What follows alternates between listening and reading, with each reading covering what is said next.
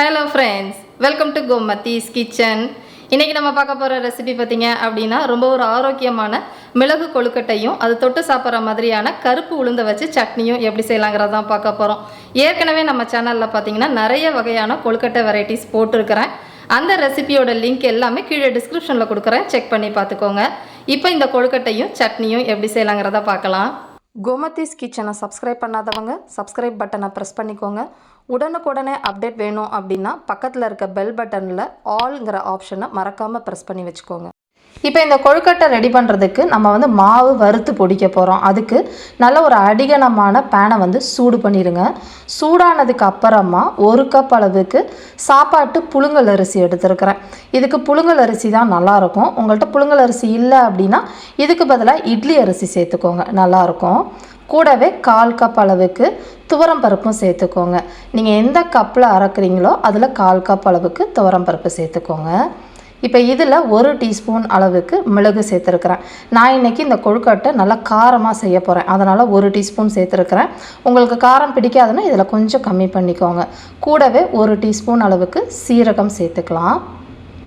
இப்போ தீயை கொஞ்சம் மிதமாகவே வச்சு இது நல்லா கை பொறுக்காத சூட்டுக்கு நம்ம வறுத்துக்க போகிறோம். இது நல்லா பொரியணுமோ இல்லை செவக்கணுமோ அவசியம் கிடையாது. இதை நீங்கள் கையில் எடுத்து பார்த்தா உங்களால் பிடிக்க முடியாது, அந்த அளவுக்கு வறுத்தா போதும். செவந்துருச்சு அப்படின்னா டேஸ்ட் நல்லா இருக்காது. இப்போ பார்த்தீங்கன்னா நல்லா வறுபட்டுருச்சு. கையில் எடுத்து பார்த்திங்கனாலும் பிடிக்க முடியாது. இப்போ ஒரு தட்டில் மாற்றி நல்லா ஆற வச்சிடலாம். ஆறுனதுக்கப்புறமா நம்ம பொடிச்சுக்கலாம். இப்போ பார்த்தீங்கன்னா நம்ம அந்த கொழுக்கட்டை மாவு ரெடி பண்ணுறதுக்கு மிக்ஸி ஜார் எடுத்து வச்சுருக்கிறேன். இப்போ வறுத்த சாமான்கள் கொஞ்சம் கூட சூடு இருக்கக்கூடாது. சூடாக இருந்துச்சு அப்படின்னா நமுத்து போன மாதிரி ஆகிடும்.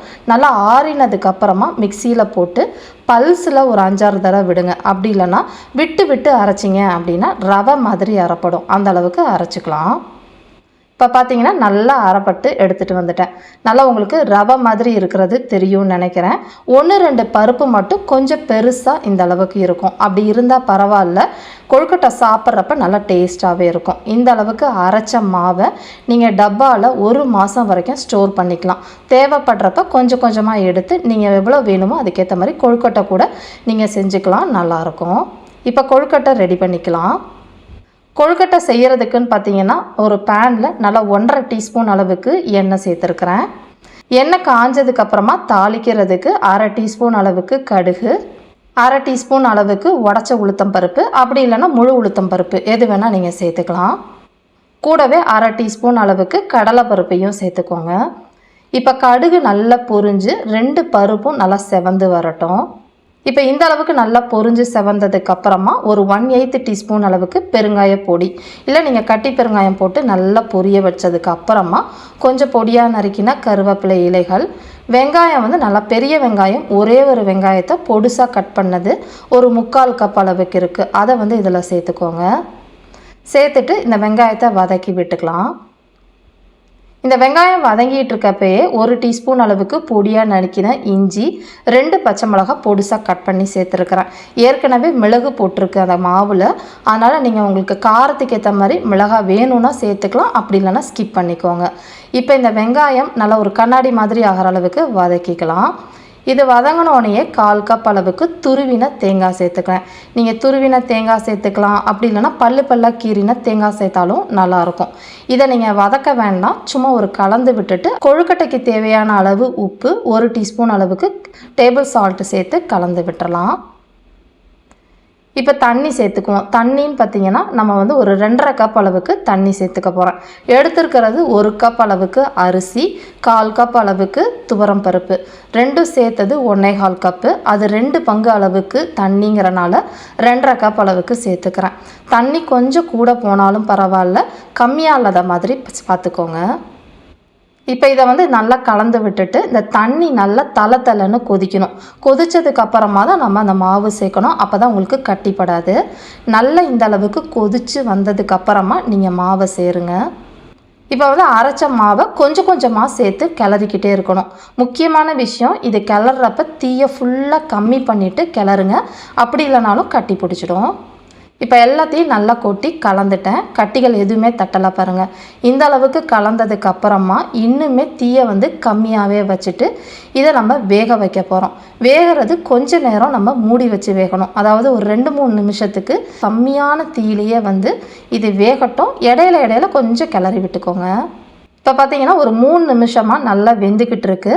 தண்ணியும் பார்த்தீங்கன்னா நல்லா சுண்டிடுச்சு. பட் இன்னுமே சுருள தண்ணி வரணும். நீங்கள் பேனில் ஒட்டாத அளவுக்கு சுருண்டு வரணும். அடிகனமான பாத்திரம் எடுத்துக்கிட்டிங்க அப்படின்னா உங்களுக்கு அடி பிடிக்காது. இப்போ இந்த ஸ்டேஜில் அடுப்பை ஆஃப் பண்ணிவிட்டு நம்ம ஒரு தட்டில் மாற்றி ஆற வச்சிடலாம். ஆறினதுக்கப்புறமா நம்ம கொழுக்கட்டை பிடிக்கலாம். இப்போ பார்த்தீங்கன்னா ஒரு 10 நிமிஷமாக நம்ம இந்த மாவை ஆற வச்சாச்சு. ஆறினதுக்கப்புறம் தொட்டு பார்த்தீங்கன்னா கையில் கொஞ்சம் கூட உங்களுக்கு ஒட்டாது. உங்களுக்கு எந்த சைஸில் உருண்டைகளாவோ அப்படி இல்லைன்னா நீங்கள் கொழுக்கட்டை மாதிரியும் இந்த மாதிரி பிடிச்சிக்கலாம். நான் கொஞ்சம் சின்ன சின்னதாக உருண்டைகளாக உருட்டிக்க போகிறேன். இப்போ பார்த்தீங்கன்னா நம்ம உருட்டினது ஒரு 20 கொழுக்கட்டை வந்திருக்கு. இப்போ இதை நம்ம ஆவியில் வேக வச்சு எடுத்துக்கலாம். கொழுக்கட்டை வேக வைக்கிறதுக்குன்னு பார்த்தீங்கன்னா இட்லி சட்டி அப்படி இல்லைன்னா இந்த மாதிரி ஒரு ஸ்டீமரை நல்லா ஆவி வந்ததுக்கு அப்புறமா நம்ம கொழுக்கட்டைகளை உள்ளே வைக்கலாம். அந்த மாதிரி வேக வச்சோம்னா கொழுக்கட்டை உங்களுக்கு நல்ல பூ மாதிரி வரும். இப்போ எல்லாத்தையும் வச்சாச்சு. இப்போ மாவு ஏற்கனவே வெந்த மாவு தான், அதனால் மூடி வச்சு ஒரு 5-6 நிமிஷத்துக்கு மட்டும் வேக விடுங்க. வெந்ததுக்கப்புறம் எப்படி இருக்குங்கிறத பார்க்கலாம்.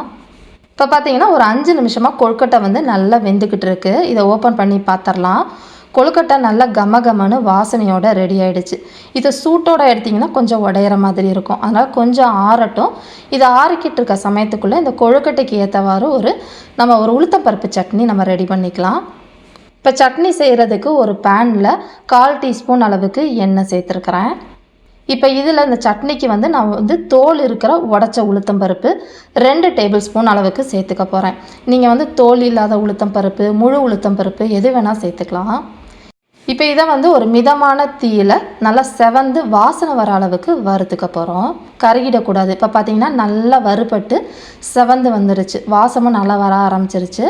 இப்போ இதை ஒரு தட்டில் மாற்றி ஆற வச்சுடுங்க. இப்போ அதே பேன்லேயே ஒரு 1/2 டீஸ்பூன் அளவுக்கு எண்ணெய் சேர்த்துருக்குறேன். இப்போ இதில் ஒரு 20 சின்ன வெங்காயம் நான் உரிச்சிட்டு சேர்த்துருக்குறேன். அப்படி இல்லைன்னா நீங்கள் ஒரு பெரிய வெங்காயத்தில் பாதி வெங்காயமும் ஒரே ஒரு பல்லு பூண்டையும் போட்டுட்டு மிதமான தீயில் இந்த வெங்காயம் நல்லா வெந்து வர அளவுக்கு வதக்கிக்கோங்க. இப்போ பார்த்திங்கன்னா நல்லா வதங்கிருச்சு. இப்போ ஒரு சின்ன நெல்லிக்காய் அளவுக்கு புளியை சேர்த்துக்கலாம். கூடவே இதில் காரத்துக்கு ஏற்ற மாதிரி வரமிளகா நான் ஒரு 9 வரமிளகா சேர்த்துருக்குறேன். நீங்கள் மிளகா காரத்துக்கு ஏற்ற மாதிரி சேர்த்துக்கோங்க. சேர்த்துட்டு நல்லா வதக்கி விட்டுடலாம். இப்போ இந்த அளவுக்கு நல்லா வதங்கினா போதும். அடுப்பை ஆஃப் பண்ணிவிடுங்க. இப்போ சட்னி அரைக்கிறதுக்கு நம்ம எல்லா வதக்கின சாமான்களையும் நல்லா ஆறுனதுக்கப்புறமா மிக்ஸி ஜாரில் சேர்த்துக்கோங்க. கூடவே இந்த சட்னிக்கு தேவையான அளவு உப்பு 1/2 டீஸ்பூன் அளவுக்கு நான் கல் உப்பு சேர்த்துருக்குறேன். இதுவே டேபிள் சால்ட்டுனா கொஞ்சம் கம்மியாக சேர்த்து தண்ணி ஊற்றி நல்லா நைஸாக இந்த அளவுக்கு அரைச்சி எடுத்துகிட்டு வந்துடுங்க.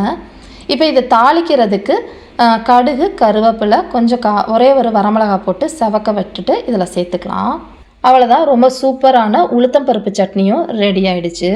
இதே மாதிரி அளவுகளோட இந்த கொழுக்கட்டையும் சட்னியும் செஞ்சு பார்த்துட்டு எப்படி இருக்குது அப்படிங்கிறத கமெண்ட் பண்ணுங்கள். வீடியோ பிடிச்சிருந்தாலும் கமெண்ட் பண்ணுங்கள், லைக் பண்ணுங்கள். மறக்காமல் கோமதிஸ் கிச்சன் சேனலையும் சப்ஸ்கிரைப் பண்ணி வச்சுக்கோங்க. தேங்க்ஸ் ஃபார் வாட்சிங்.